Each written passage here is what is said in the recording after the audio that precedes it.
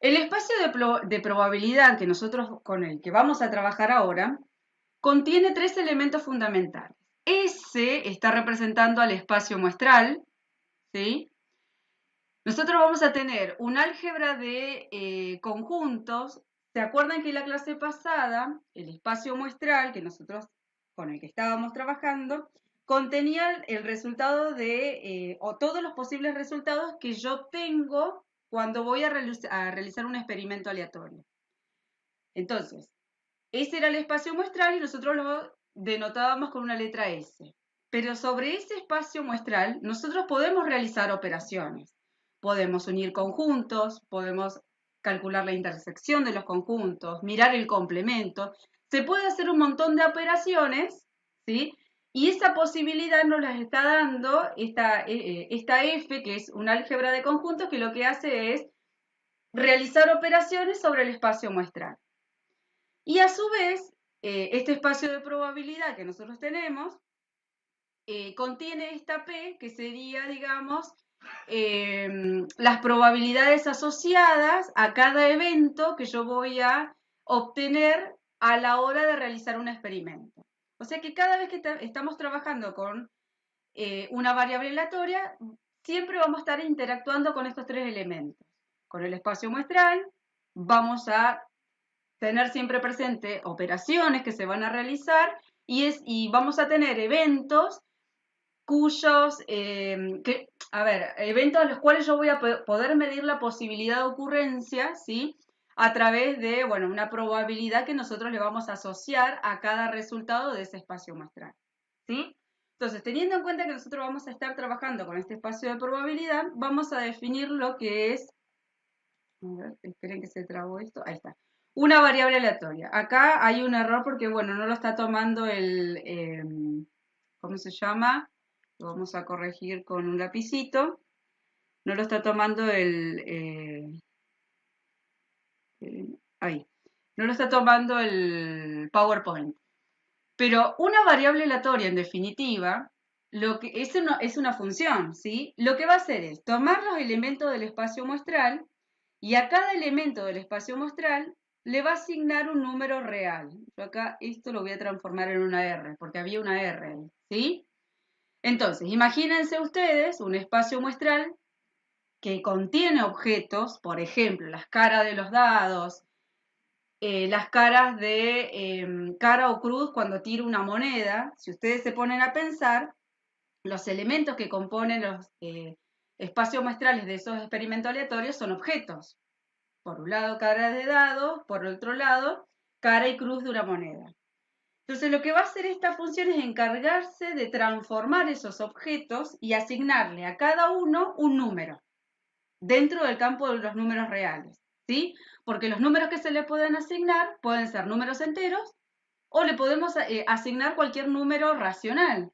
Entonces, como estamos trabajando con números, directamente a cada elemento del espacio muestral directamente le vamos a decir que le va a asignar un número real. ¿Se entiende la idea de lo que es una variable aleatoria? Es una función.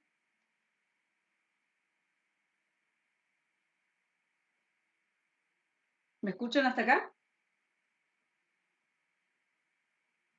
Sí, profe. Bien. Ahora, vamos a tratar de trabajar esta idea intuitiva y llevarla a un ejemplo práctico como para ver cómo funciona esta variable aleatoria, cómo hace esta transformación de objetos en números, ¿sí? Entonces, yo lo que hice fue retomar el ejemplo que habíamos visto en la clase pasada.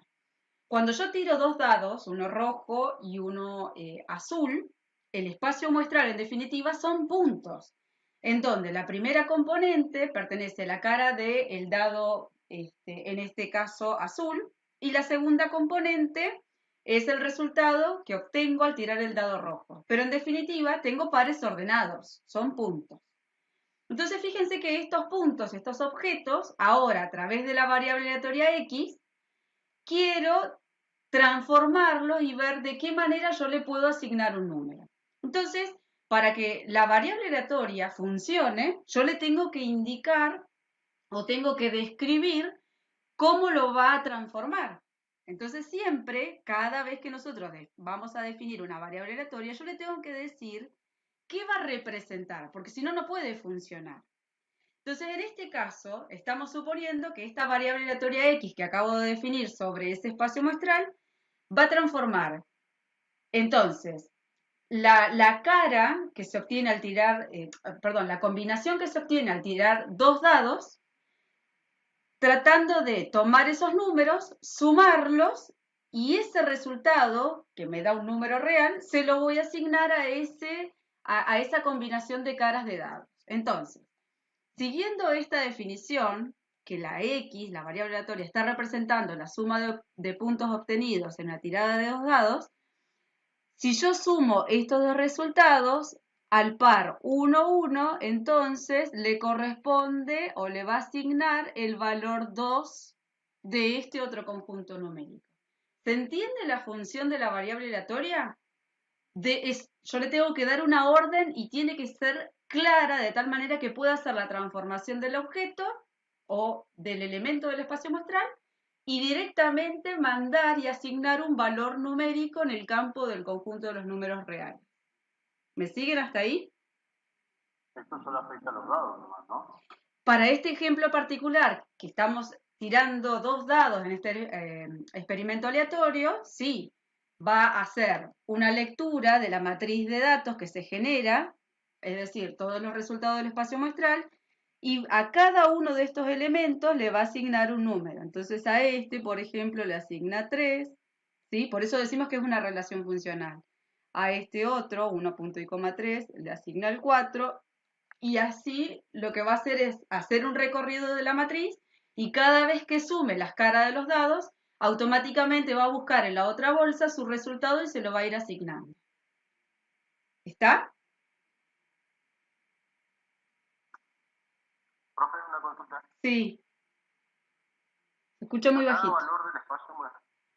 A cada valor del espacio muestral le corresponde uno solo del valor R o puede ser varios. Me voy a adelantar a algo. Es interesante la pregunta.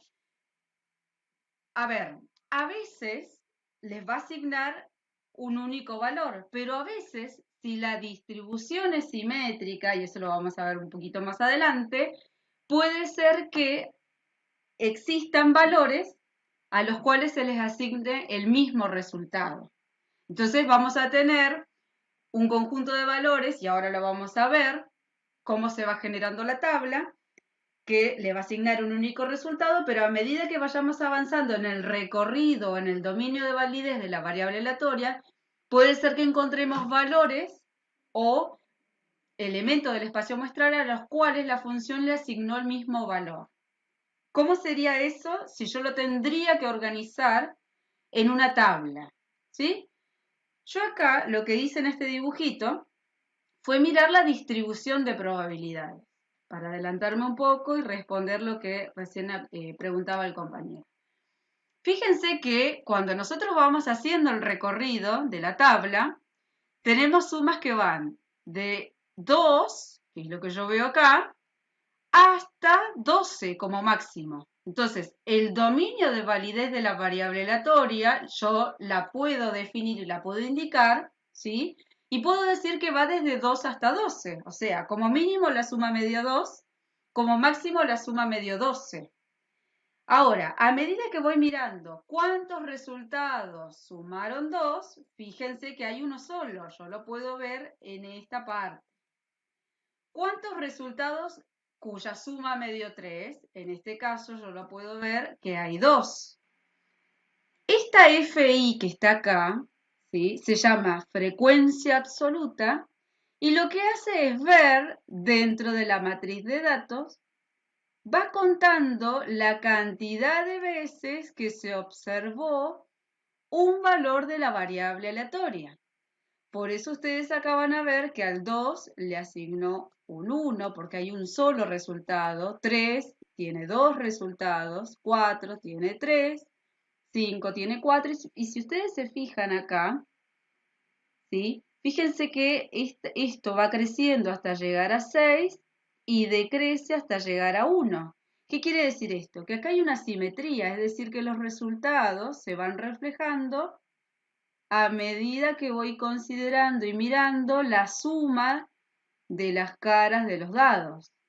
Por eso es importante tener presente, ¿sí?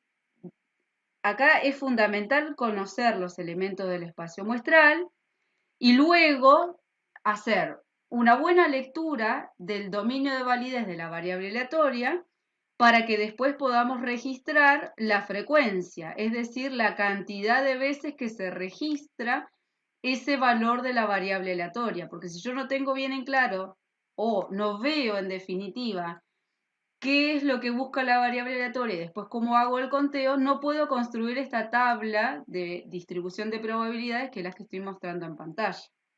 ¿Sí? Entonces, esta FI se llama frecuencia absoluta. Es la cantidad de veces que se observa un valor de una variable aleatoria. Si ustedes se fijan, yo acá hice el registro para cada una de la suma de las caras de los dados y cuando sumo el total me da 36. ¿Por qué? Porque el cardinal del espacio muestral que estoy viendo acá, así se escribe cardinal de S, es 36. ¿Qué era el cardinal? Recordemos de la clase pasada. Es la cantidad de elementos que tiene el espacio muestral. No me puede sobrar nada ni faltar nada. Me tiene que dar exactamente los 36 registros que veo en el espacio muestral. ¿Hasta ahí hay alguna duda? No, profe. No, profe. Bueno, Entonces, la matriz del espacio muestral tiene que ser simétrica y definida, ¿no? en este caso puntual que acabo de mostrar, que retomé de la clase pasada, de casualidad es simétrica. Existen distribuciones de probabilidad que vamos a ver la clase que viene, que dependiendo de cómo nosotros vamos a ir combinando los requerimientos y, digamos, del experimento aleatorio, puede ser que sea simétrica positiva, simétrica, asimétrica negativa, pero no vamos a avanzar ahí. En este caso puntual nos dio simétrico.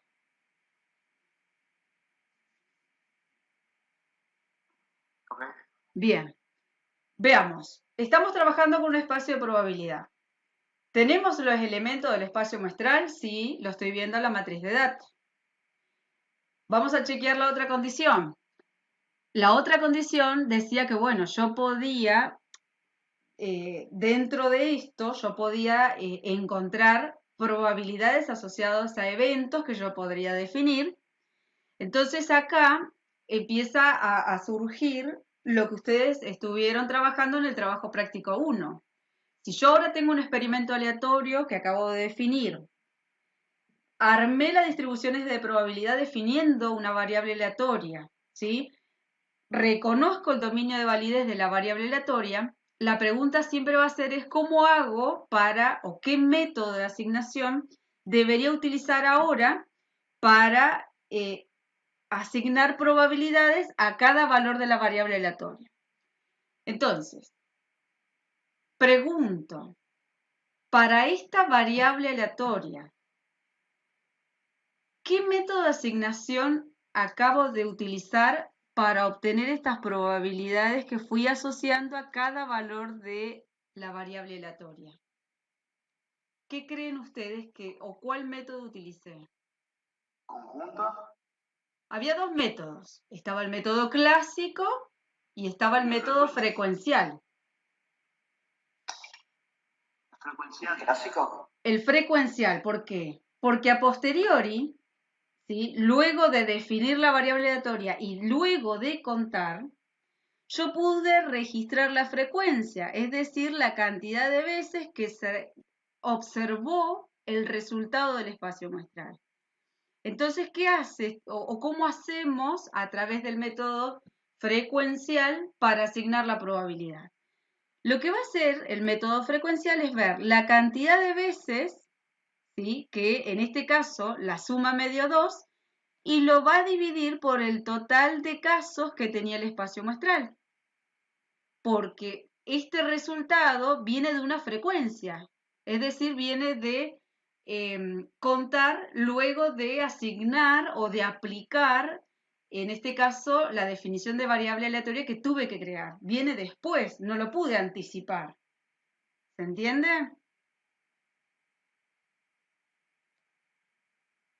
No, profe, ¿puedo explicar? A ver, estoy escribiendo acá despacito de dónde viene este número.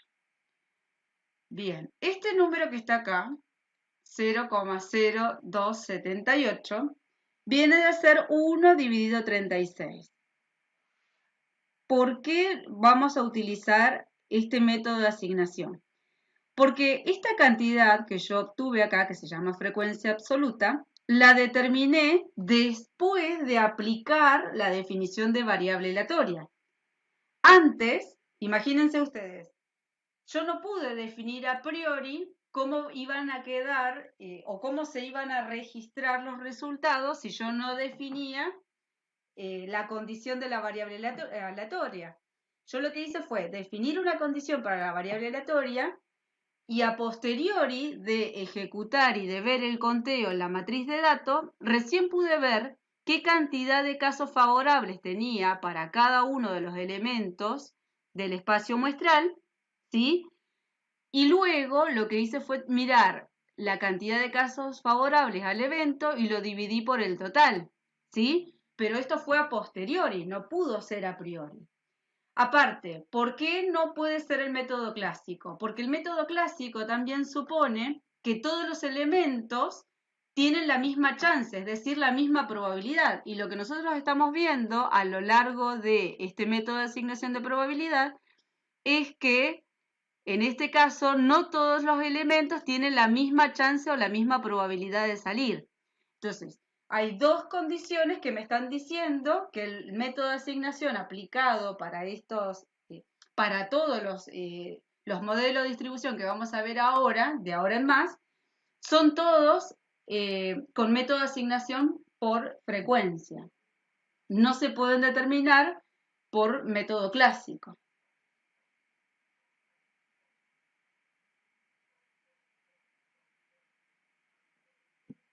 Me quedo en silencio por si hay preguntas. ¿Cómo? Si en todas las probabilidades tienen el mismo atributo y la misma proporcionalidad, entonces termina siendo clásicos, ¿no? No puede ser clásico porque vos las probabilidades las sacás después de ejecutar el experimento aleatorio. Es como cuando yo te decía la clase pasada, vamos a suponer que estoy haciendo una evaluación de la llegada de Aerolíneas Argentinas al aeropuerto de Río Gallegos. Vamos a suponer que quiero ver si llega con retraso o no. Yo antes no te puedo decir si va a llegar con retraso o no, porque no tengo registro. Tengo que esperar que se desarrolle el experimento y con el registro hacer el conteo y recién ahí te puedo indicar o te puedo medir la probabilidad utilizando el método frecuencial. ¿Por qué? Porque pude contar la cantidad de casos favorables al evento que yo estoy mirando, que en este caso es que llegue con retraso sobre el total de casos totales que tuve en el registro. Por eso decimos que en ese caso, a posteriori, ese experimento corresponde o está enmarcado dentro de un experimento de una variable aleatoria. Nosotros no vamos a trabajar nunca con método clásico porque en las simulaciones reales de nuestros ámbitos de trabajo, nunca vamos a poder conocer con certeza qué es lo que va a suceder. Nosotros vamos a poder medir luego de que sucedieron las cosas y con un registro viejo. No lo vas a poder hacer en forma simultánea. Por eso estamos trabajando con variables que son aleatorias. O sea que están ligadas al azar.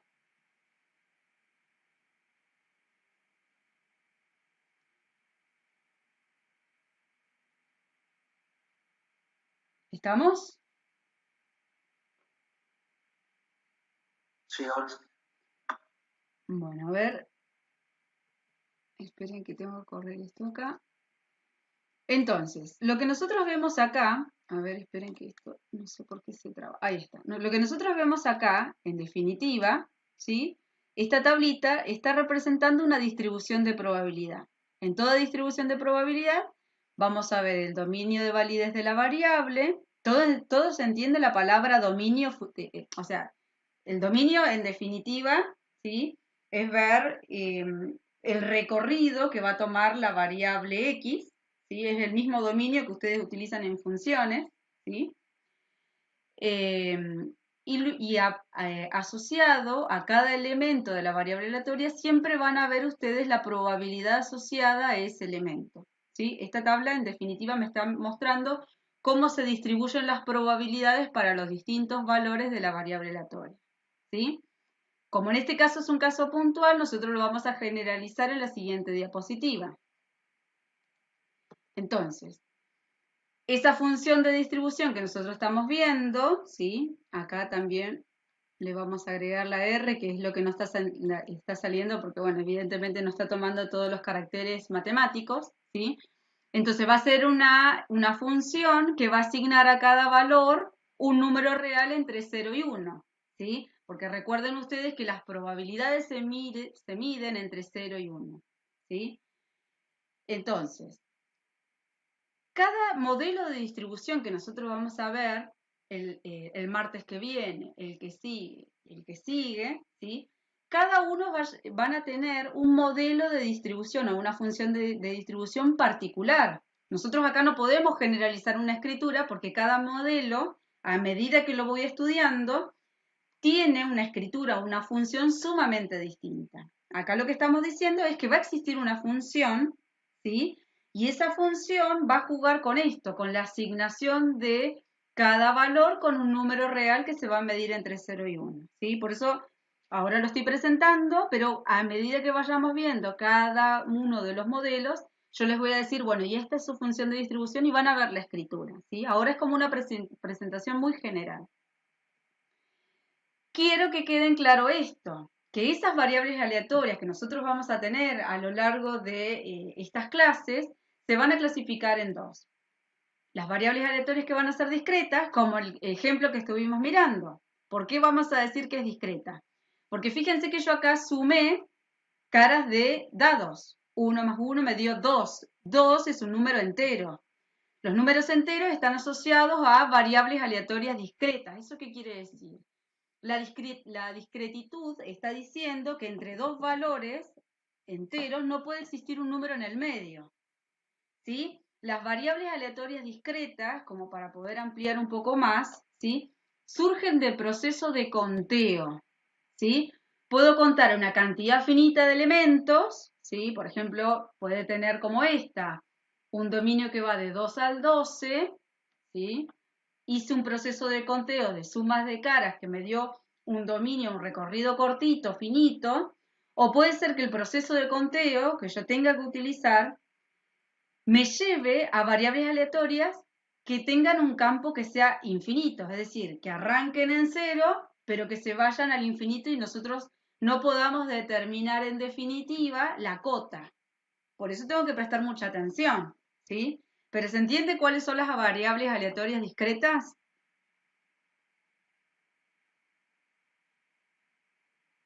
Sí, profe. ¿Sí? Vamos a diferenciarlas de las variables aleatorias continuas, ¿sí? Que en definitiva, si las variables aleatorias discretas surgen del proceso de conteo, por lo general las variables aleatorias continuas surgen del proceso de medición. Entonces, cuando ustedes miden, vamos a suponer, estoy mirando la variable peso. La variable peso va a tomar cualquier valor dentro de un intervalo real. ¿Eso qué quiere decir? Está asociado sobre todo al conjunto de los números racionales. El peso de una persona, la talla de un bebé, por ejemplo, puede tomar un número decimal tranquilamente, ¿sí? Entonces, si las variables aleatorias discretas están asociadas al proceso de conteo, las variables aleatorias continuas van a estar asociadas al proceso de medición, ¿sí?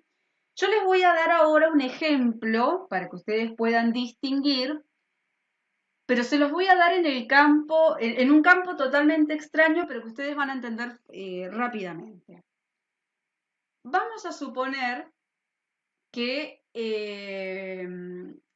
yo me voy de viaje de nuevo, vamos a retomar el viaje a Punta Arenas imaginarios que hicimos la clase pasada. Estoy manejando, voy por la ruta y me pongo a contar guanacos que veo o que están distribuidos alrededor de la ruta. Como estoy contando guanacos, el ejercicio que yo estoy haciendo está asociado a una variable aleatoria discreta, con T cantidades discretas. Cada guanaco es una unidad de observación. Por lo tanto, estoy contando unidades discretas.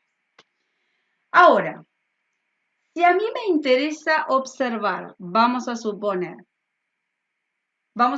que soy un experimentador del INTA y yo ahora voy a hacer un trabajo de campo, tomo ese guanaco y lo peso. El resultado que voy a observar va a ser un número decimal y como viene de pesar... No se escucha. ¿No se escucha? A ver ahora. No, sí se escucha, bro. Yo escuché esperando. Sí, yo igual estaba escuchando bien. Bueno. Profe, si puede repetir, por favor. ¿El de discreta o el de continua? Para saber a dónde te perdiste y que yo te pueda volver a orientar. Bueno, me quedo con el último que puede ser que haya tenido problema. Si yo ahora me paro en la ruta, bajo, tomo el guanaco y lo peso, el resultado me va a dar un número decimal, ¿sí? Entonces, como surge el proceso de medir el peso del guanaco, ese experimento con esa variable aleatoria que acabo de definir va a estar dentro del campo de las variables aleatorias continuas.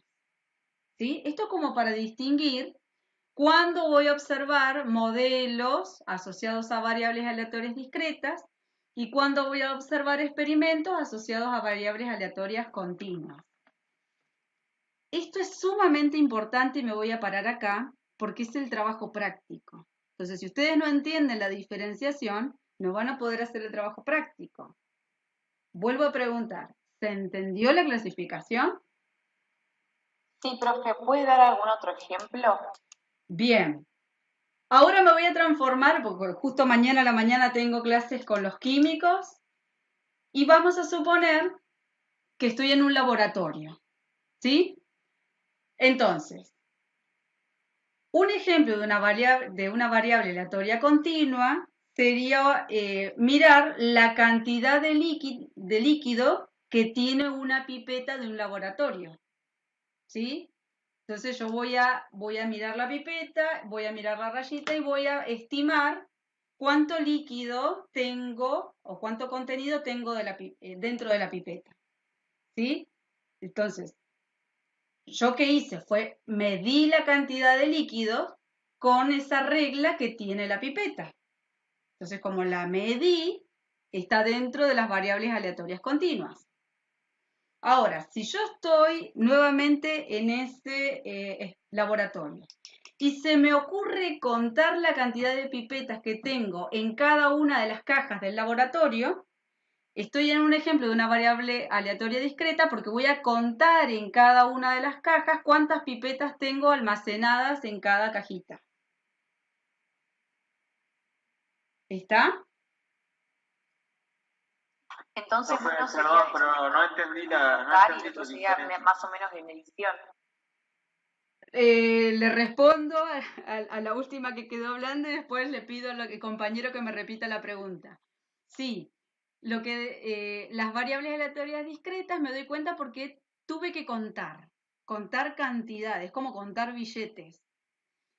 Y las variables aleatorias continuas están asociadas a experimentos en donde yo tengo que medir, ya sea peso, cantidad de hectáreas, por ejemplo, en un campo, la altura de un árbol, pesar cierta cantidad de manzanas en una verdulería. Todos estos últimos ejemplos que acabo de dar son ejemplos de variables aleatorias continuas.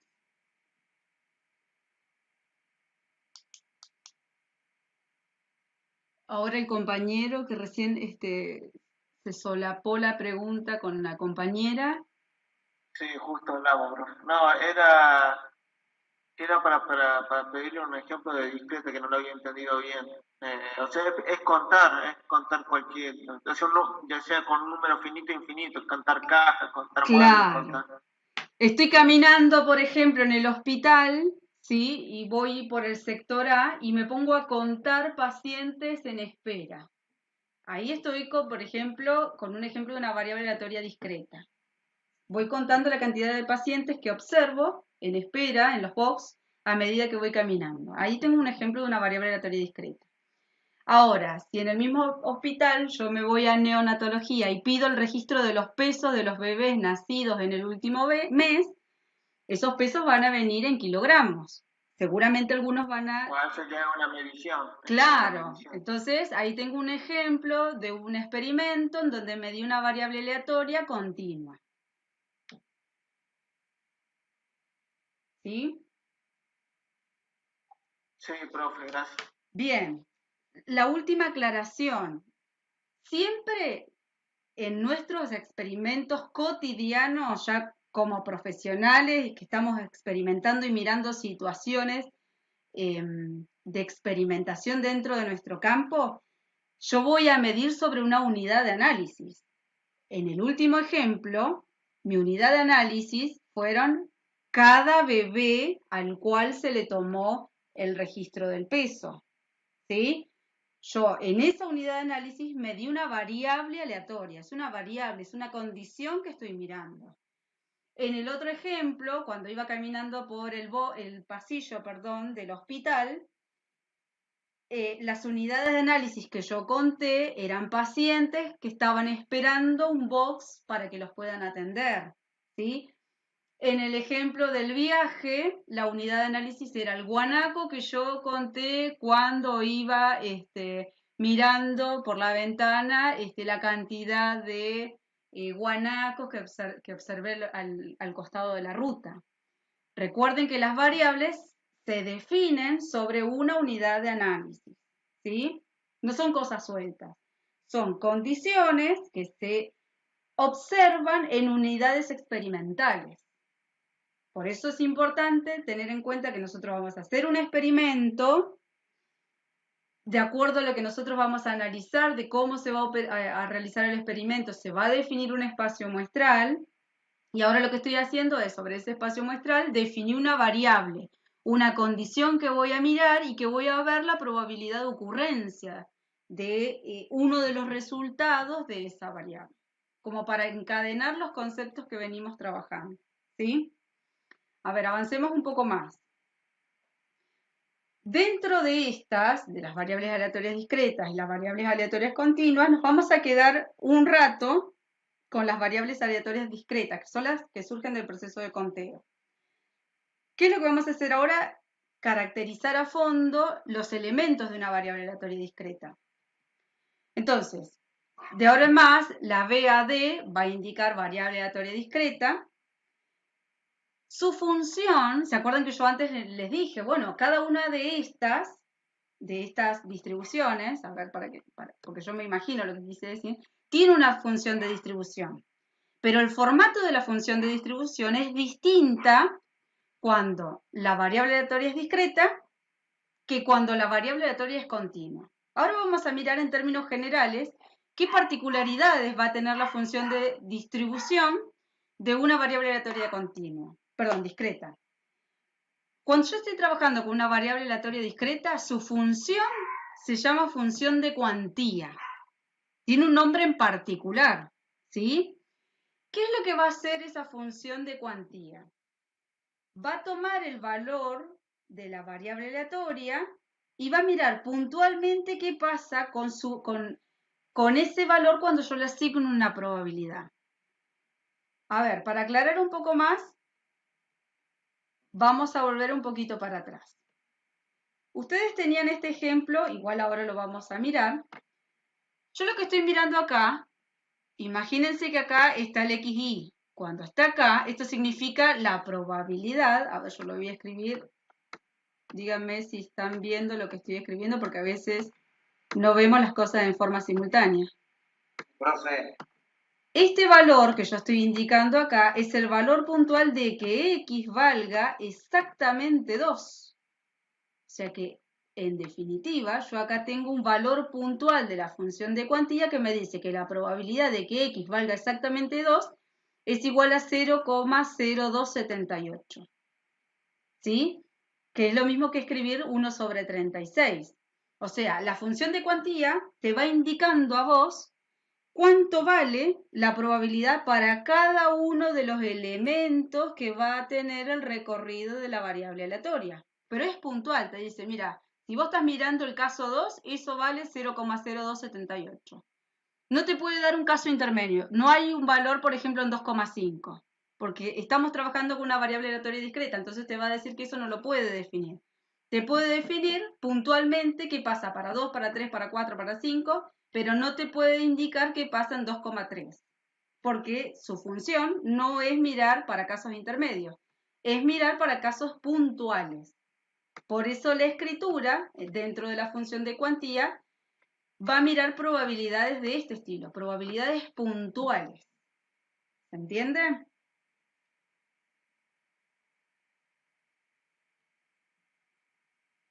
¿Sigo avanzando? ¿Qué es esa, la X pequeña que está ahí dentro de esa probabilidad en una X mayúscula igual a la X?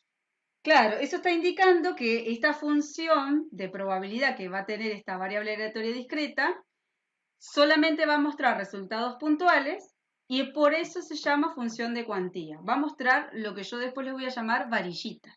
Ahora, cuando avance, van a ver cómo va a mutar esto, ¿sí? A ver, esperen que se va trabando. Ahí está. Entonces, esta función de cuantía va a tener propiedades particulares cuando la variable aleatoria es discreta. Dice, las probabilidades que van a asumir los valores de x van a ser valores positivos, mayores que 0, ¿sí?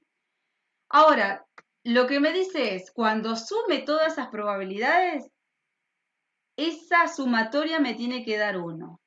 Veamos si el ejemplo que nosotros estuvimos mirando lo cumple. Muevo esto. Miro, puntualmente cada una de las probabilidades es mayor que 0. Cuando sumo todas estas probabilidades, me da 1, aproximadamente 1. Por lo tanto, yo acá tengo un modelo de una variable aleatoria discreta. Entonces, esta es la función de cuantía, de tal manera que a cada valor le asignó una probabilidad puntual, cuyos resultados son mayores que 0 y cuya sumatoria me da aproximadamente 1. Esto daba 0,9999, por eso le puse aproximadamente 1. O sea que cumplen las propiedades de la función de cuantía.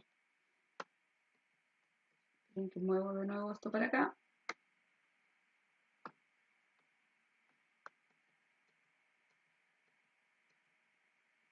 Ahora, lo que me dice la función de acumulación es que yo puedo sumar resultados, pero que el resultado, vamos a suponer que yo sumo los dos primeros resultados. Lo que me dice es, si yo sumo el resultado 1 y el resultado 2, me tiene que dar un valor menor que si sumo el 1, el 2 y el 3. Parece obvio, pero ahora la función de acumulación me permite sumar probabilidades y compararlas. Esa se llama función de acumulación. ¿Está? Ahora los estoy presentando en términos generales. No se preocupen porque esto es para más adelante. Son herramientas que sirven para más adelante empezar a utilizar. Entonces, sí.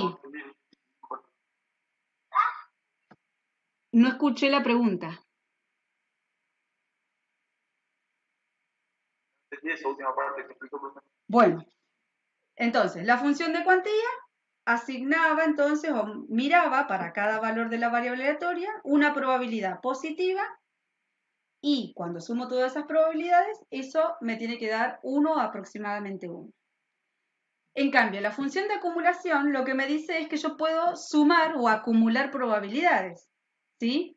¿Qué significa acumular? Vamos al ejemplo anterior. Dice, yo podría calcular, por ejemplo, la probabilidad de que X, ¿sí?, sea, por ejemplo, menor o igual que 3. Entonces, ¿qué me dice la función de acumulación? Me dice, mira, si vos querés calcular la probabilidad de que X sea menor que 3, menor o igual que 3, podés acumular. ¿Cómo? Vas a hacer la probabilidad de 2, de que X valga exactamente 2, que esto me lleva tiempo. Y a ese resultado, para obtener esa probabilidad, le podés sumar la probabilidad de que X valga 3. Entonces ahora, esa función acumulada lo que va a hacer es sumar probabilidades que son puntuales. ¿Se entiende?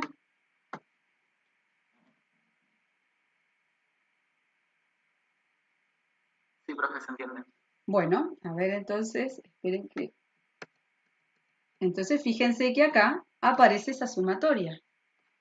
La probabilidad de que, bueno, acá quedó con menor estricto, puede ser menor estricto o mayor estricto.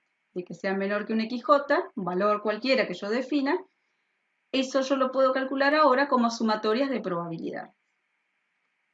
Es otra posibilidad u otra propiedad que me lo va a permitir esta función de acumulación. ¿Qué propiedades va a tener esta función de acumulación? Bueno, las acumuladas, los resultados de las acumuladas van a ser números positivos mayores o iguales que 0, ¿sí? Si yo las sumo todas las probabilidades para abajo me va a dar 1, ¿sí? Ahora, si yo, digamos, sumo la probabilidad para una variable que, digamos, tome el menor valor, que en este caso es un valor nulo, ¿sí? Eso me va a dar 0. ¿Por qué? Porque en definitiva, cuando yo intente graficar esta función acumulada, lo vamos a ver muy claramente cuando ya los casos sean aplicados. El resultado de la gráfica de una función acumulada hace esto. Es como una especie de S, que en el límite superior vale 1, porque ya sumé todo, y cuando no ejecuté el experimento y estaba tranquilo, estaba acá en esta parte plana, y ese resultado me da 0. ¿Sí? Es como si fuera una especie de viborita que está plana, se empieza a definir, acumula, acumula, acumula, hasta llegar a 1 y queda ahí. ¿Sí? Por eso dice que la función de acumulación es creciente, y siempre que yo calculo un valor por acá, ese valor va a ser mayor que un valor que sea menor, que esté por acá. Porque lo que vamos haciendo es acumulando resultados, es decir, que va a ir creciendo. ¿Sí? Esas son las propiedades de esta función de acumulación. Por eso digo, no se preocupe porque más adelante cada una de las distribuciones que vamos a ver, vamos a ver todo. Vamos a ver la distribución de probabilidad, vamos a ver cómo se va calculando, cómo funciona la función de acumulación, ¿sí? Ahora lo estamos explicando en términos generales. Estos conceptos que están acá también permiten caracterizar a una variable aleatoria discreta, que es la esperanza matemática, la varianza y el desvío estándar, ¿sí? Vamos a empezar por la primera. Yo tengo una variable aleatoria discreta que tiene una distribución de probabilidad. Primero yo les voy a explicar con un ejemplo qué es el valor medio esperado, porque digamos que esta notación que está acá es muy matemática y hace mucho ruido al principio. Nos vamos a remontar a las aplicaciones dentro del campo de la medicina. ¿Se escucha bien? Porque yo me escucho con eco. Sí, profe, se escucha bien. Entonces es mi conexión. Me van avisando porque yo estoy escuchando mal. Entonces, vamos a suponer que estamos analizando esta situación de COVID con el tema de los contagios, ¿sí? Y estamos evaluando el valor medio esperado, es decir, la esperanza de vida de pacientes con COVID, ¿sí? El valor medio esperado tiene el mismo significado que la esperanza de vida. La esperanza de vida, en definitiva, es la probabilidad de que un paciente se recupere o no de COVID, ¿sí? Es decir, que ese pronóstico, ese diagnóstico que el médico va a indicar, lo calcula en base a antecedentes para distinta cantidad de casos, ¿sí? Y cada uno de esos antecedentes tiene una probabilidad, una chance, ¿sí? El concepto de esperanza matemática surgió, en definitiva, contextualizado o como una herramienta para poder resolver problemas dentro del campo biológico, y después nosotros, los estadísticos, lo tomamos para poder medir la probabilidad de ocurrencia a largo plazo de un fenómeno que nosotros estamos estudiando. Por eso dice valor medio esperado, es decir, es un valor teórico que nosotros esperamos que se dé, pero tenemos la chance de que suceda en el tiempo o que no suceda. Por ejemplo, ellos dentro de su campo, por lo general siempre dan una esperanza de vida asociada a la cantidad o al tiempo de vida que puede llegar a tener un paciente en un determinado diagnóstico. Vamos a suponer que hay un paciente que necesita un diagnóstico, tiene un diagnóstico desfavorable y el médico da como esperanza de vida 6 meses. No quiere decir que este paciente tenga 6 meses de vida exactamente. Él da una estimación. Puede ser que ese paciente concurra, digamos, en una defunción antes de tiempo o después de ese tiempo o de ese diagnóstico que indica el médico. Porque digamos que ese diagnóstico tiene un peso que es una probabilidad de ocurrencia. Otro ejemplo lo podemos enmarcar dentro del campo de la meteorología. En ese caso, lo que hacen los meteorólogos es, en base a un registro y en base a, digamos, a posteriori, tienen todo un banco de datos con cantidad de días de lluvias y lo que hacen es calcular la probabilidad de ocurrencia de eso. Entonces, lo que hacen es multiplicar la cantidad de días por su probabilidad de ocurrencia, suman todos y estiman el valor medio esperado. Y luego, digamos, dan una estimación. Dice, bueno, a ver, hoy tenemos un 60% de probabilidad de lluvia. Pero dentro de esa estimación puede ser que se dé o que no se dé. ¿Y de qué va a depender? Del peso probabilístico que va a tener esa fila. ¿Se entiende conceptualmente? ¿Sería como una moda de la probabilidad? No, la moda es el valor más frecuente, es el valor más observado en un registro. En este caso, la esperanza matemática es un valor teórico que yo espero que se dé, pero está asociado a una medida de probabilidad. Puede ser que se dé en la probabilidad que yo estoy indicando o que se dé con menor o mayor probabilidad. Es un número que yo estimo, pero que yo no sé si se va a dar o no. Es una probabilidad, es un valor teórico, no se puede redondear, ¿sí? Por eso la esperanza matemática, digamos que es uno de los parámetros que permite describir el comportamiento de una distribución de probabilidad. A ver, ahora vamos a verlo con el ejemplo de los dados. Aclaro una cosa, se va a simbolizar por E de X, la esperanza matemática de la variable aleatoria X, y en los libros de texto lo podemos ver como esperanza matemática de X o lo podemos ver con esta letra que se llama mu. ¿Sí? Esto está indicando media en definitiva, porque se llama valor medio esperado.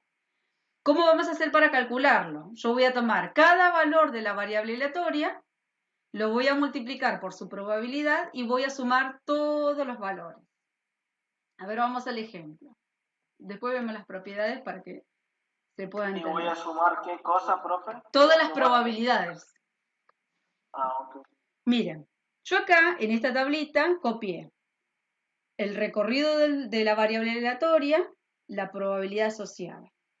Agregué una tercera columna que es, tomo cada valor y lo multiplico por su probabilidad asociada. Entonces me queda 2 por 0,0278, eso me da 0,0556.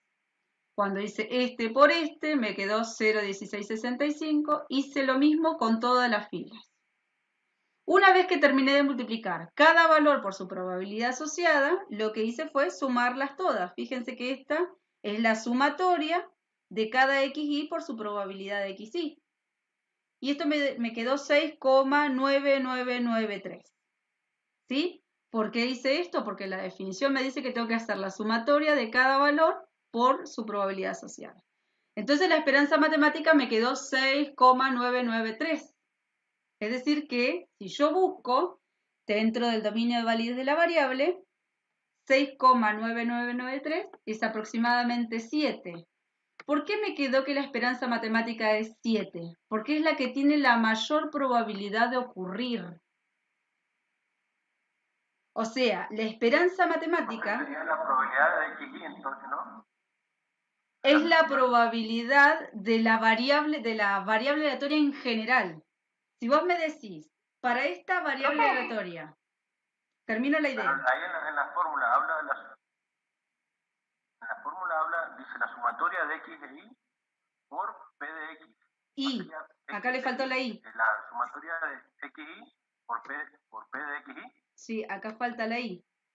Ahí, Es ahora porque, sí me vieron que acá quedó y no sé por qué cuando se me están borrando algunas cosas de la escritura, ¿sí?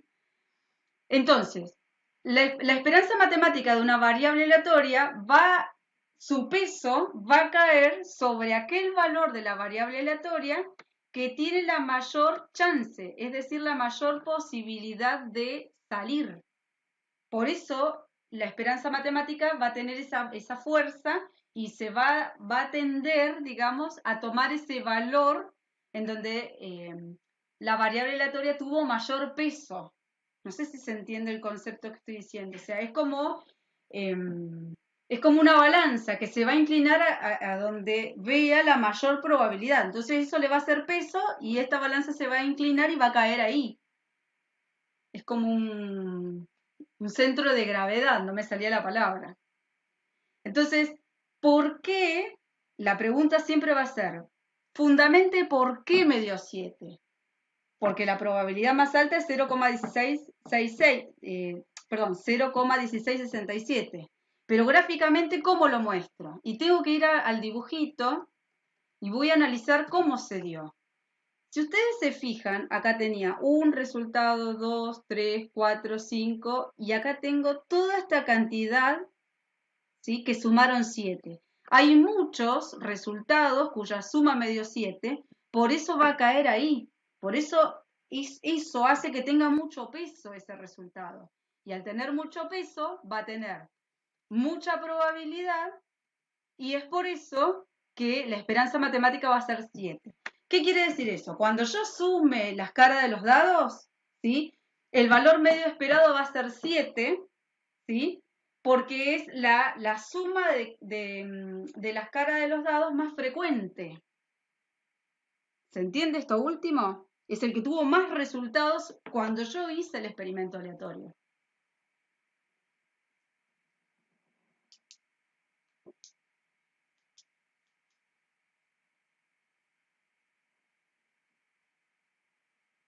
¿Está? Sí, profesor. Bien. Vamos al otro. Este otro es un poco más difícil de entender, pero no es imposible. Escucho, pero está cortado el audio, por eso me quedo callada. Sí. No veo su pantalla. ¿No se está viendo mi pantalla? No veo su pantalla. A ver. No. Ahora sí, profe. Profe, por mi conexión inestable de internet me sacó y volví a entrar. ¿Me puede repetir lo último que no pude escucharlo? Por favor, vamos si no para mucha atrás, molestia. para que se me Lo trabó último, ahora. último que dijo, Acá. no, lo último pedacito. Ahí. Sí, bueno. ahí, profe. Ahí. Gracias. Entonces, ¿por qué la esperanza matemática me dio 7?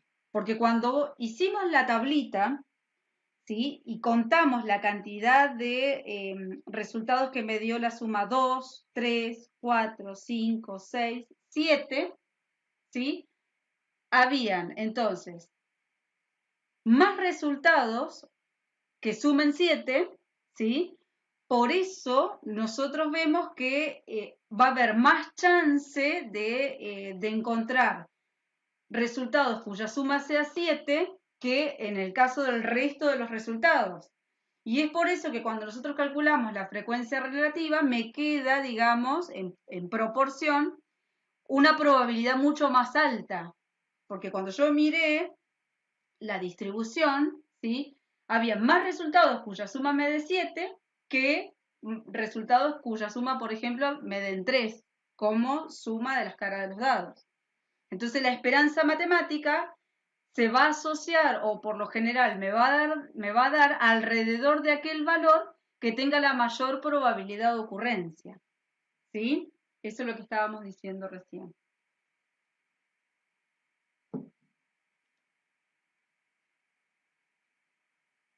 ¿Está?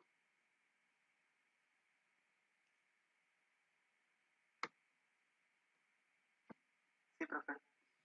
Espere que se me olvide. Disculpe, profe, sí, gracias. Ahí está. Bien. Entonces, un modelo de distribución se va a explicar por su tabla, la podemos explicar mirando su esperanza matemática y la podemos explicar mirando la varianza y el desvío estándar.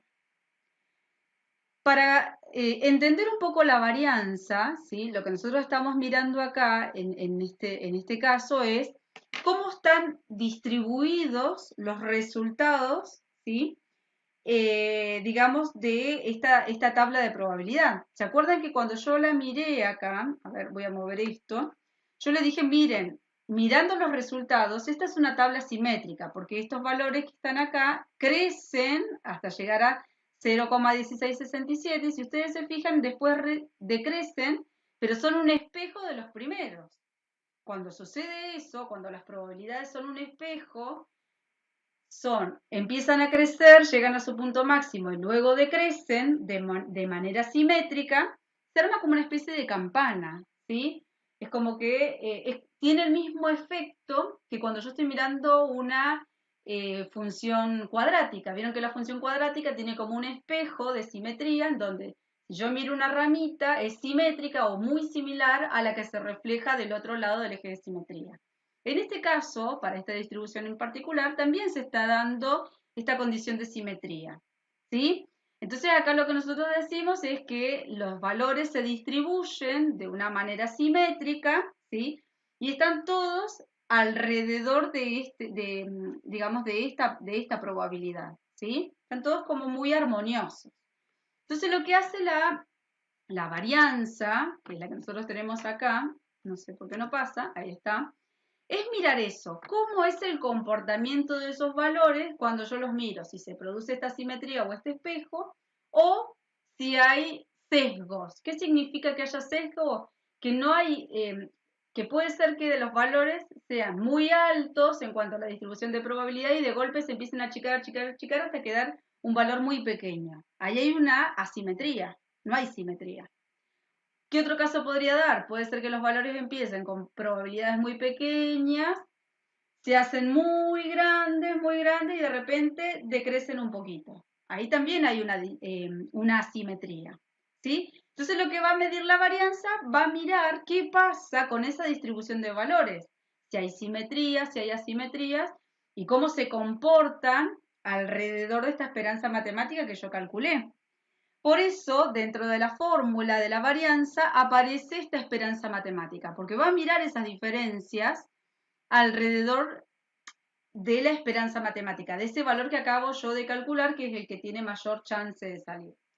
Entonces, yo acá les puse la definición general, que en definitiva es la esperanza de los valores menos esta media que nosotros calculamos recién, elevado al cuadrado. ¿Por qué está elevado al cuadrado? Porque estamos mirando distancia. O sea, si yo me paro en la media y miro hacia abajo y miro hacia arriba, si hago restas hacia abajo, me van a dar valores negativos. Si hago restas hacia arriba, me van a dar valores positivos. Y si lo sumo, que es la esperanza matemática, se anulan. Entonces, para evitar que se anulen y que me pueda dar un reflejo de esa distribución, lo que se hace es elevarlo al cuadrado.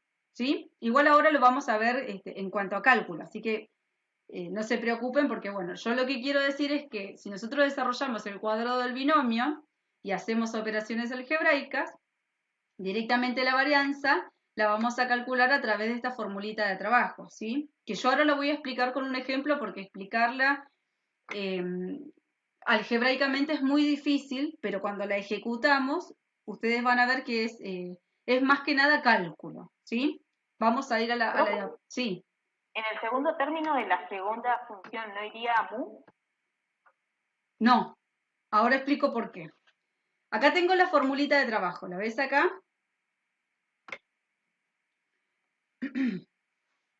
Fíjense, esto que está acá lo que está haciendo en definitiva, ¿sí? Es mirar. Voy a mirar para cada valor, lo voy a elevar al cuadrado y después voy a mirar la esperanza matemática, ¿sí? A ver, voy a hacer esa cuenta acá. Esto que está acá, esta columna que está acá, es la esperanza de tomar la X, pero antes de calcular la esperanza, lo primero que voy a hacer es sacar el cuadrado de cada valor, ¿sí? Entonces, ¿se acuerdan que la esperanza matemática, para retomar la definición, era la sumatoria de cada valor por su probabilidad? A ver, lo voy a escribir acá. Sumatoria de cada valor. No le voy a poner los subíndices porque si no, no termino más. Por la probabilidad. Entonces, ahora me dice, si vos tomás la X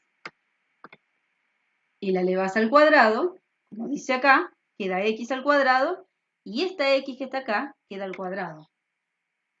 Entonces, la esperanza de la X elevado al cuadrado, ¿qué sería? Tomo 2, lo elevo al cuadrado y lo multiplico por su probabilidad. Me queda 0,112. Voy haciendo lo mismo con el resto. Cuando sumo, me va a dar... la misma probabilidad para cada X, ¿no?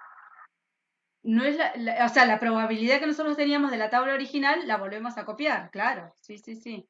Lo que estoy haciendo ahora es tomar cada uno de estos valores del dominio de validez y estoy elevándolo al cuadrado y multiplicándolo por su probabilidad asociada original que tenía, ¿sí? Entonces, con esto que yo acabo de calcular acá, estoy calculando el primer término de la fórmula, ¿sí? Porque estoy mirando su varianza. Quiero ver qué pasa con esa distribución. Ahora, la esperanza de X elevado al cuadrado, en definitiva, es lo que nosotros calculamos en el ejercicio anterior.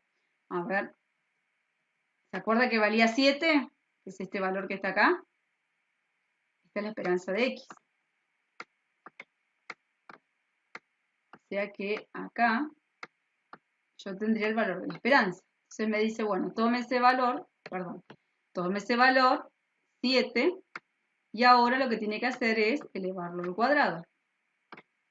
Entonces, la varianza que va a ser este valor, 54,8271, menos 49, que es 7 al cuadrado, y me queda 5,8271. ¿Sí? Pero ¿qué es lo que pasa? Quedó en unidades al cuadrado, porque nosotros lo tuvimos que elevar al cuadrado para poder sumar, si no se me anulan las cantidades cuando yo voy mirando esa variabilidad alrededor de la media. Entonces, cada vez que nosotros calculemos la varianza, es necesario sacar la raíz cuadrada de la varianza para que me queden las unidades reales. En este caso, el desvío estándar, en definitiva, es la raíz cuadrada de la varianza, ¿sí? Entonces, el desvío estándar de X me va a dar 2,41, ¿sí? ¿Eso qué quiere decir?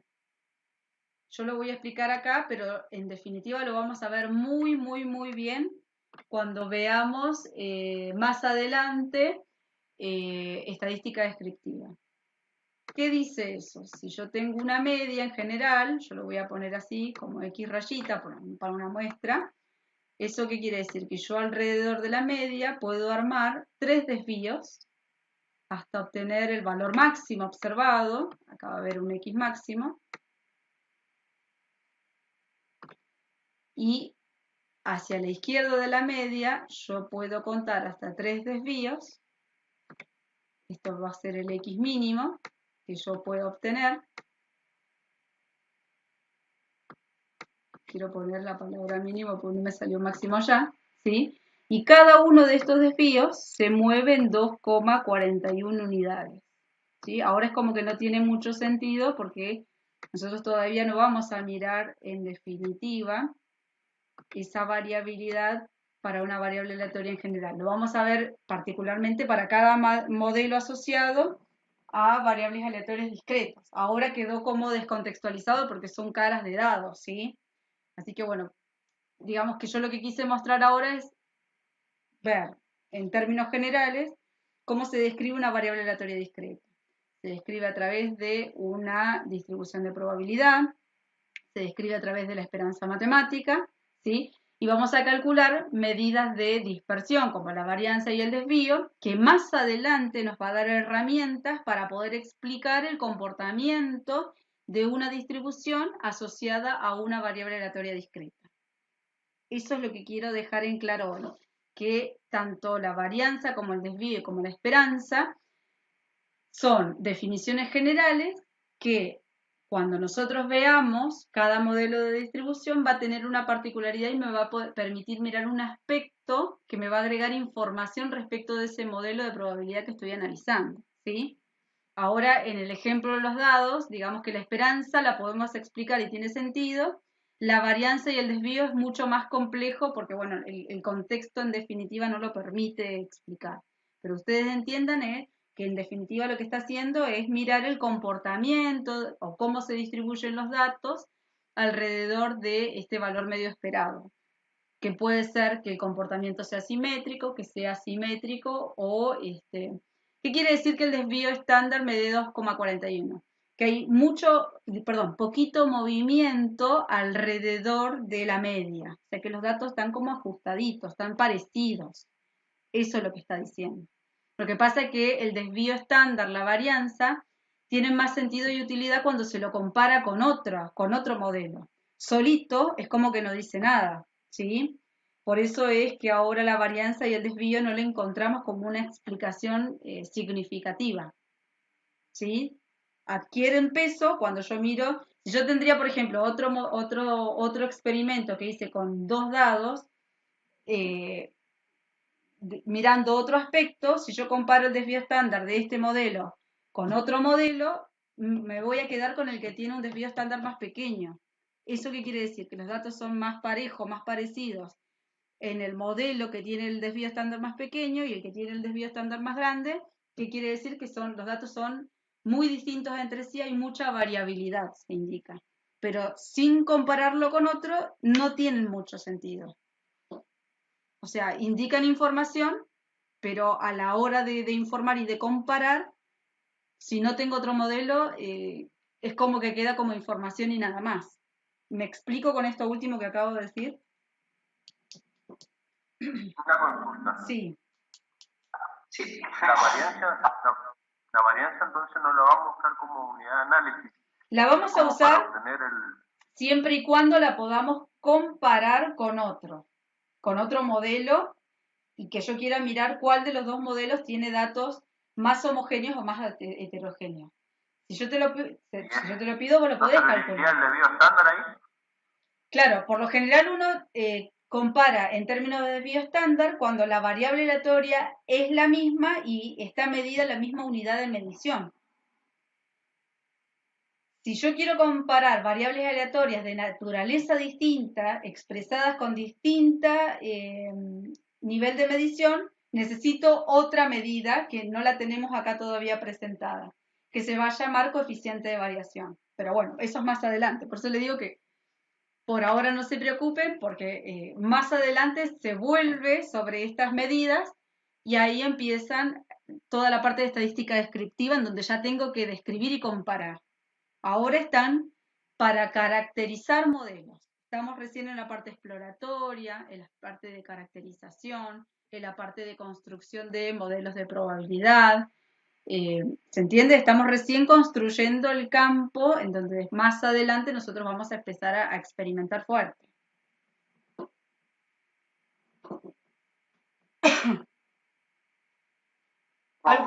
Sí. ¿Me podría explicar la fórmula que sale de Bx igual, o sea, si me puede explicar de nuevo, sé que lo explicó. ¿Esto? Igual a e a la x al cuadrado menos no. e a la x. Esto. No entiendo. Claro. Sí. Acá me dice que yo tengo, en primer término, me dice que yo tengo que tomar la x, elevarla al cuadrado y luego voy a calcular la esperanza. Entonces, ¿qué quiere decir eso? Pusimos acá. Yo tomo el valor de la variable aleatoria. En este caso vale 2. Me dice ahora, tome el 2, lo elevo al cuadrado. Esto me queda 4. Y para calcular la esperanza, me dice que ahora la tengo que multiplicar por su probabilidad. por 0,0278. Esa multiplicación del 4 por 0,0278, ¿sí? Sería como el x, o sería como el x1 elevado al cuadrado por la probabilidad de x1, siendo que x1 vale 2. Ahora, tomo el segundo, tomo el 3, lo elevo al cuadrado y lo multiplico por su probabilidad. Me dice que tengo que ir haciendo eso por cada fila y cuando sume todo... Perdón, profe, perdón, se entrecortó. ¿Se entrecortó? ¿Escuché? Perdón, profe, Sí. se entrecorta. Entendí el tercero, o sea, vos multiplicás el 2 al cuadrado que queda 4 por 0,0278. Ahí entendí. Y queda 0,1112. Claro. Entonces lo que me dice esa parte de la esperanza de x elevado al cuadrado es que yo tengo que hacer ese ejercicio por cada fila de la variable aleatoria. Lo tengo que hacer para 2, para 3, para 4 hasta llegar a 12. Cuando haga eso por fila, sumo todos los resultados y eso me va a dar el primer término que yo tengo acá. ¿Sí? Ahora, ¿qué dice esta segunda parte? Me dice, bueno, ya calculó la esperanza matemática. Vimos que valía 7. Entonces ahora tome la esperanza matemática, la eleva al cuadrado. ¿Sí? Entonces, la varianza va a ser esto, que es la esperanza de x al cuadrado, y le voy a restar 49, que es la esperanza elevada al cuadrado, es decir, 7 al cuadrado. Eso me va a dar un valor, es la varianza, pero esa está en unidades al cuadrado. Profe, perdón, ¿y cómo yo sé que 7 era la esperanza? ¿O es porque lo está en rosado lo marca ya que es la esperanza 7? No, porque la calculamos acá, ¿te acordás? ¿Te acordás que acá hicimos la cuentita? Multiplicamos cada valor por su probabilidad, sumamos y me dio 6,9993, es decir, que aproximadamente me da 7. Entonces, este 7 es la esperanza matemática. ¿Por qué? Porque es la que tiene la mayor probabilidad de ocurrir.